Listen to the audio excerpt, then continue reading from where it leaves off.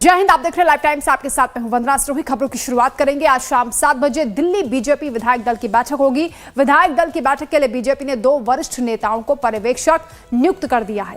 पूर्व केंद्रीय मंत्री रविशंकर प्रसाद और बीजेपी के राष्ट्रीय सचिव ओपी धनखड़ को पर्यवेक्षक बनाया गया है। दिल्ली बीजेपी अध्यक्ष वीरेंद्र सचदेवा ने जानकारी दी है कि बीजेपी विधायक दल की बैठक प्रदेश कार्यालय पर होगी, जिसमें केंद्रीय पर्यवेक्षकों की मौजूदगी में विधायक दल के नेता का चुनाव होगा। तो सबकी निगाहें इस बैठक पर टिकी हुई हैं, क्योंकि दिल्ली का अगला मुख्यमंत्री कौन होगा, हर कोई ये जानने के लिए उत्सुक है। आज शाम 7 बजे विधायक दल की बैठक होगी, जिसके लिए पर्यवेक्षक नियुक्त किए गए हैं, उन्हें जिम्मेदारी दी गई है। और सीएम पद की रेस में जो नाम चल रहे हैं, उसमें प्रबल दावेदार के तौर पर प्रवेश वर्मा नजर आते हैं, जो कि नई दिल्ली सीट से विधायक हैं। अरविंद केजरीवाल को उन्होंने हराया है। जाट समुदाय से आते हैं। रेखा गुप्ता का नाम भी इस रेस में चल रहा है। शालीमार बाग से आती हैं, विधायक हैं और वैश्य समाज से आती हैं। आरएसएस से इनका खास जुड़ाव रहा है। इसके अलावा विजेंद्र गुप्ता भी इस रेस में नजर आ रहे हैं। रोहिणी से तीसरी बार विधायक बने हैं। वैश्य समाज से आते हैं। पूर्व दिल्ली बीजेपी अध्यक्ष रहे हैं। मुख्यमंत्री पद की रेस में जो संभावित नाम है वो आपको बता रहे हैं। पवन शर्मा का भी नाम इसमें है, जो कि उत्तम नगर से विधायक हैं और ब्राह्मण समुदाय से आते हैं। 2013 में भी ये विधायक रहे हैं। इसके अलावा सीएम पद की रेस में शिखा राय भी नजर आ रही हैं, जो कि ग्रेटर कैलाश से विधायक बनी हैं। सौरभ भारद्वाज को इन्होंने हराया है और ये पेशे से वकील हैं। अभय वर्मा भी इस रेस में है, जो कि लक्ष्मी नगर से विधायक हैं। लगातार दूसरी बार विधायक बने हैं। ये पूर्वांचल समाज से आते हैं। तो कुल ये 5 नाम जो टॉप लिस्ट में नजर आ रहे हैं मुख्यमंत्री पद की रेस में। आखिर क्या इन्हीं चेहरों पर मोहर लगेगी या फिर कोई सरप्राइज होगा, इस पर सबकी निगाहें टिकी हैं। शाम 7 बजे विधायक दल की बैठक होगी, उसके बाद तस्वीर साफ हो जाएगी। प्रदेश बीजेपी कार्यालय में इसको लेकर तैयारियां चल रही हैं। विधायक दल की बैठक होगी और उसके बाद कल रामलीला मैदान में शपथ ग्रहण समारोह होगा। सुबह 11 बजे से ही मेहमानों के आने का सिलसिला शुरू हो जाएगा। शपथ समारोह के बारे में भी आपको जानकारी देते हैं। 12:10 पर मुख्यमंत्री और मंत्रिमंडल के सदस्यों का यहां पर आगमन होगा। मुख्य सचिव उनकी अगवानी करेंगे। तैयारियां दुरुस्त की जा रही हैं। दोपहर 12:20 पर गृह मंत्री अमित शाह यहां पहुंचेंगे। शपथ ग्रहण समारोह को भव्य बनाने की तैयारी है। जो बाकी केंद्रीय मंत्री हैं, मुख्यमंत्री हैं, वो भी यहां पहुंचेंगे। और दोपहर 12:25 पर प्रधानमंत्री नरेंद्र मोदी आएंगे। उपराज्यपाल वीके सक्सेना पीएम मोदी का स्वागत करेंगे इस दौरान। इसके साथ ही दोपहर 12:30 बजे मंच पर पीएम मोदी को ले जाया जाएगा। उनका स्वागत वहां पर होगा। शपथ ग्रहण समारोह कार्यक्रम को लेकर ये जानकारी, जहां पुलिस बैंड की ओर से राष्ट्रगान की धुन भी बजाई जाएगी दोपहर 12:30 बजे। उसके बाद एलजी से शपथ ग्रहण समारोह शुरू करने की परमिशन ली जाएगी। दोपहर 12:35 पर उपराज्यपाल सीएम को शपथ दिलाएंगे। इसके बाद ये सिलसिला आगे बढ़ेगा। मंत्रिमंडल के अन्य सदस्यों को भी इस दौरान शपथ दिलाई जाएगी। तो शपथ ग्रहण समारोह का जो पूरा कार्यक्रम है वो भी आपको बता रहे हैं। भव्य तरीके से इस शपथ ग्रहण समारोह को आयोजित किया जाएगा, जिसको लेकर अंतिम चरण में तैयारियां चल रही हैं। कल रामलीला मैदान में यह शपथ समारोह होगा। देखो, दावेदार तो कोई भी नहीं है, आप लोगों ने बना रखे हैं। दावेदार भारतीय जनता पार्टी की परिपाटी ही नहीं है। यहाँ पे संगठनात्मक निर्णय होता है, पार्टी निर्णय करती है, और जिसके जिम्मे भी वो काम लगाया जाएगा वो अपना काम पूरी शिद्दत के साथ में करेगा, पूरी पार्टी के लिए समर्पित होकर करेगा।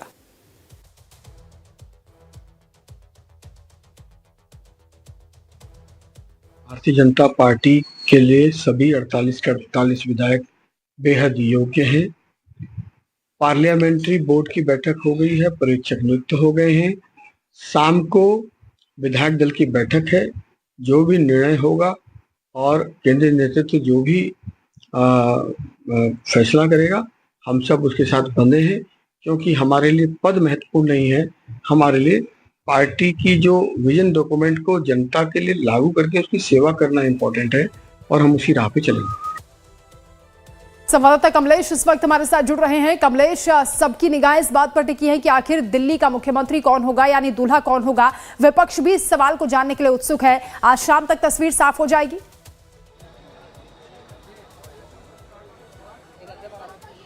जी, उम्मीद यही कि शाम 7:30 बजे यह तस्वीर बिल्कुल साफ हो जाएगी कि आखिर दिल्ली में रामलीला मैदान में ताजपोशी किस नेता की, किस विधायक की होगी या किस सांसद की होने वाली है।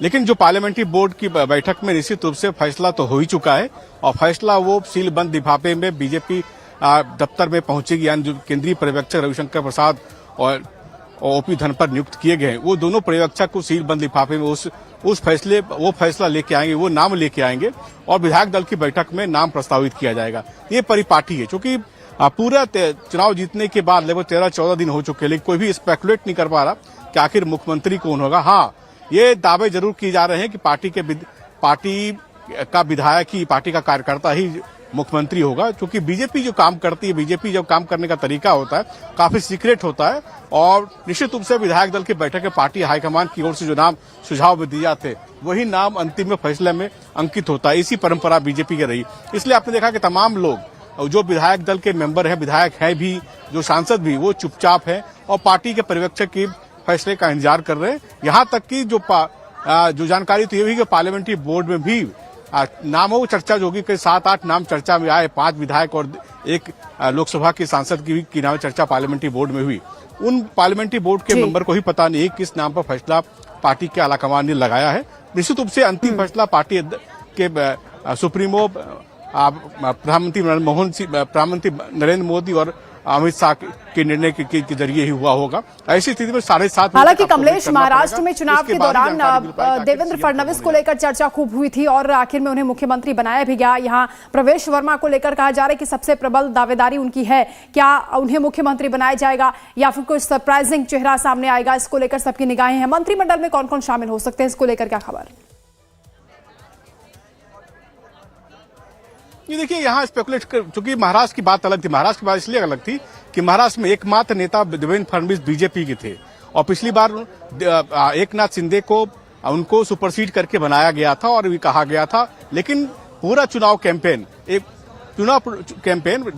आपको कह सकते हैं देवेंद्र फडणवीस के कंधों पे चलाया गया और पार्टी ने उनके नाम की कई जगह घोषणा भी कर दी। लेकिन इस जगह दिल्ली में किसी नाम की घोषणा नहीं करी। सबसे बड़ा सस्पेंस ये, किसी भी नाम का ऐलान ना चुनाव के दौरान, ना चुनाव से पहले या चुनाव के बाद डिक्लेयर किया गया। लेकिन जहां तक नाम में चर्चा में नाम है या रेस में सबसे आगे की बात है, तो भी जो जानकारी मुझे मिल पा रही है कि शायद संघ भी चाहता है कि कोई स्वयंसेवक और महिला स्वयंसेवक ऐसा स्वयंसेवक हो जो दिल्ली का मुख्यमंत्री बने। इस लिहाज से रेखा गुप्ता का नाम सबसे प्रमुखता से लिया जा सकता है। हाँ, बात जरूर है कि प्रवेश वर्मा एक जायंट किलर बनकर उभरे थे, उन्होंने अरविंद केजरीवाल को हराया, इसलिए उनकी नाम की चर्चा भी हो रही है। लेकिन समीकरण के हिसाब से जो भी मंत्रिमंडल में आएगा, बिल्कुल समीकरण को साधने की दृष्टिकोण से आएगा और जिन जिन कोर वोटरों ने बीजेपी को वोट किया है, उन वोटों को कंसोलिडेट इनको एकीकृत करने के लिए ही उनके खाते से मंत्री बनाए जाने के। लेकिन सबसे प्रमुखता के नाम अभी जो चर्चा में आई है वो रेखा गुप्ता का नाम है, क्योंकि आरएसएस ने ऐसी जानकारी मिली कि आरएसएस ने एक महिला मुख्यमंत्री होने को बैक किया है और रेखा गुप्ता आरएसएस के संगठन से ही आती हैं। वो पूरा जो एक पार्षद से लेकर के महिला मोर्चा तक भी वो काम कर चुकी हैं। उनका नाम प्रमुखता से, प्रवेश वर्मा का भी नाम है और अगर संगठन की बात चली तो पवन वर्मा का भी नाम प्रमुखता से लिया जाता है, पवन शर्मा का भी नाम प्रमुखता से लिया जा सकता है। अब देखना होगा कि पर्ची में आखिर किसका नाम लिखा हुआ है, किसके नाम का पिटारा खुलने वाला है, वो 7:30 बजे मालूम पड़ेगा। यहाँ तक कि बीजेपी के नेता इस बीजेपी दफ्तर में भी आ रहे हैं मिलने के लिए, पार्टी के सांसद हो या बड़े नेता हो, किसी को भी इस बात की भनक तक नहीं है कौन आखिर मुख्यमंत्री बनने जा रहा है। इवेंट तक बिल्कुल कमलेश, एक बार हलचल यहाँ पर दिखा दीजिए, क्योंकि आप बता रहे हैं कि आप दफ्तर के बाहर ही मौजूद हैं। पार्टी में जबरदस्त उत्साह देखा जा रहा है क्योंकि सरकार गठन की प्रक्रिया तेज हो गई है। मैं आपको दिखाना चाहूंगा, अपने कैमरामैन राज चौहान कहूंगा जब तस्वीर दिखा दें बाहर की। यहाँ सिर्फ मीडिया का जमावड़ा है और वो क्यूरियस ऑन लुकर्स, वो पार्टी के वेट करता है, जो जानना चाहते हैं कि आखिर पिछले 1-1.5 महीने में जो सस्पेंस था, वो सस्पेंस क्या कुछ ही घंटों में खत्म होगा। वो सस्पेंस खत्म होने की बारी का इंतजार कर रहे हैं और सबको पता है, पार्टी के वर्कर को भी पता है, पार्टी के बड़े नेताओं को भी पता है कि 7:30 बजे जो सीलबंद लिफाफा में रविशंकर प्रसाद बीजेपी के वरिष्ठ नेता और ओपी धनपर को दिया गया है उस लिफाफा, वो लिफाफा जब खुलेगा तभी जानकारी मिल पाएगी आखिर सीएम कौन हो रहा है और उसके बाद सीएम के नाम के बाद कौन कौन से मंत्री होंगे, तभी बात अभी खुलासा होगा। लेकिन अभी भी सस्पेंस इसलिए कंटिन्यू हो और इसलिए आपने देखा कि भीड़ लोगों का जमावड़ा यहाँ लगना शुरू हो गया है। आखिर वो भी जानना चाहते हैं कि आखिर इस तिजोरी में, इस लिस्ट में चलिए इसमें कोई टूटेगा तो कौन से बाहर निकल के आएंगे। और ऐसा लगता है कि पूरा बीजेपी ने पूरा जो अभियान चलाया नासा के अभियान की तरह चलाया, जो वो सीक्रेट किसी को पता ही नहीं, और सीक्रेट अंतिम में तभी जब प्रशिक्षण हो जाता है तब पता चलता है कि कौन सी बैलिस्टिक मिसाइल से प्रक्षेपित की गई है। शायद उसी प्रकार का कमलेश, अभियान ये माना जाए दिल्ली कि नाम तय हो चुका है, केवल औपचारिकता भर बाकी है, और जब खुलासा होगा तो पता चल पाएगा कि आखिर कौन मुख्यमंत्री बनेगा। लेकिन यहाँ पर क्योंकि पहले शपथ ग्रहण जो समारोह होने वाला था शाम 4:30 बजे कहा जा रहा था, 12 बजे का कार्यक्रम हो गया है। इस तब्दीली की क्या ये वजह मानी जा सकती है कि मुख्यमंत्री का नाम फाइनल हो चुका है? नहीं, तब्दीली एक दिन पहले ही आई। तब्दीली 4:30 बजे पहले रखी गई थी, लेकिन प्रधानमंत्री कार्यालय की ओर से निर्देश के बाद उस समय सुबह किया गया, क्योंकि एनडीए की बैठक होनी थी, एनडीए के नेताओं की बैठक होनी है। जैसे ही शपथ ग्रहण समारोह खत्म होगा तो बीजेपी दिल्ली के तालकटोरा होटल 5 सितारा होटल इंपीरियल होटल में एनडीए नेताओं की लंच पर मुलाकात होगी। उस मुलाकात में प्रधानमंत्री नरेंद्र मोदी भी होंगे, जेपी नड्डा भी होंगे, और एनडीए के तमाम नेता जो सारे मुख्यमंत्री जो बीजेपी रूल स्टेट्स के साथ साथ एनडीए रूल स्टेट्स के मुख्यमंत्री, डिप्टी सीएम सबको बुलाया गया है, उस बैठक में शिरकत करेंगे। आपको याद होगा कि हरियाणा में जब शपथ ग्रहण समारोह हुआ तो कुछ इसी प्रकार की संरचना की गई थी कि शपथ ग्रहण समारोह के बाद एनडीए की बैठक हुई थी होटल में। तो उसी प्रकार आज दिल्ली में भी कल शपथ ग्रहण समारोह के बाद एनडीए के नेताओं की लंच पर मुलाकात होगी, क्योंकि कई नेताओं को बजट का सेशन चल रहा है, इसलिए कभी ने अनभिज्ञता जाहिर की थी रात में, इसलिए प्री शेड्यूल किया गया और सुबह किया गया। इसी तो कार्यक्रम ही तय किया गया कि तकरीबन 2 बजे के आसपास लंच पे एनडीए के नेता मिलेंगे, फिर वो अपनी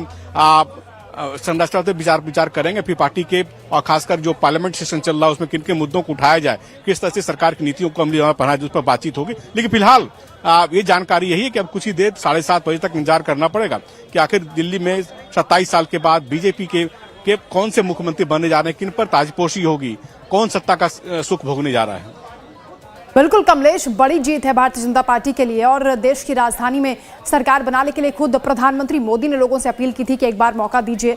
और अब क्योंकि 27 साल का सूखा खत्म हुआ है तो सरकार गठन की प्रक्रिया भी यहाँ पर सबकी नजर टिकी हुई है। शपथ ग्रहण समारोह को ऐतिहासिक और भव्य बनाने की तैयारी है। कौन कौन से वीवीआईपीज यहाँ पर शामिल होने वाले हैं, कितनी संख्या में लोग पहुंचेंगे, क्या तैयारियां हैं? देखिए, मैं जो बीजेपी दफ्तर में खड़ा मैं मौजूद हूं, तो मैंने देखा सुबह से ही लोगों को निमंत्रण पत्र बांटे जा रहे हैं, सभी पार्टी के वर्कर्स को निमंत्रण पत्र बांटे गए हैं। यहाँ तक कि जो झुग्गी झोपड़ी में विस्तारक लगे हुए थे, 750 विस्तारक लगे हुए थे, उनको कहा गया है कि आपने, वो खास रूप से उनको आमंत्रित किया गया, पार्टी के वर्कर्स को आमंत्रित किया गया, जितने भी सेल हैं बीजेपी में सबको आमंत्रित किया गया है। लगभग 30,000 कुर्सियां लगाई गई हैं और ये कहा गया कि 30,000 आमंत्रित सदस्य होंगे। इनके अलावा पूरे दिल्ली वासियों को एक खुला निमंत्रण पत्र पार्टी के अध्यक्ष वीरेंद्र सचदेवा की ओर से दिया गया कि आप भी शिरकत करें।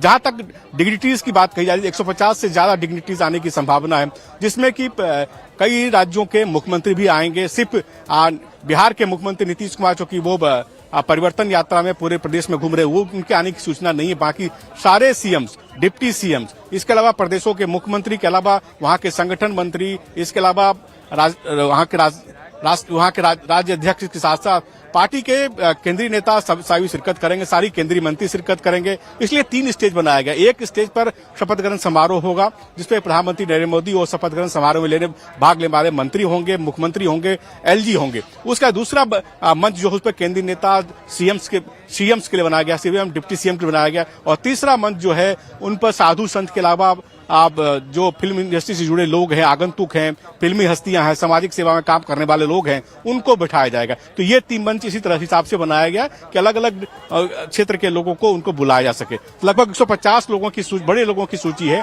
जिनको निमंत्रण जा चुका है, और ये तमाम निमंत्रण एलजी ऑफिस की तरफ से भेजा जा रहा है। बिल्कुल कमलेश, क्योंकि आप बता रहे हैं कि हलचल यहाँ पर बढ़ गई है और बहुत से लोग भी ये जानने के लिए यहाँ पर पहुंच रहे हैं कि आखिर मुख्यमंत्री का चेहरा कौन होने वाला है दिल्ली के लिए। कुछ लोगों से आप बातचीत अगर कर सकें, तस्वीर एक बार फिर से दिखा दीजिए हमारे दर्शकों को।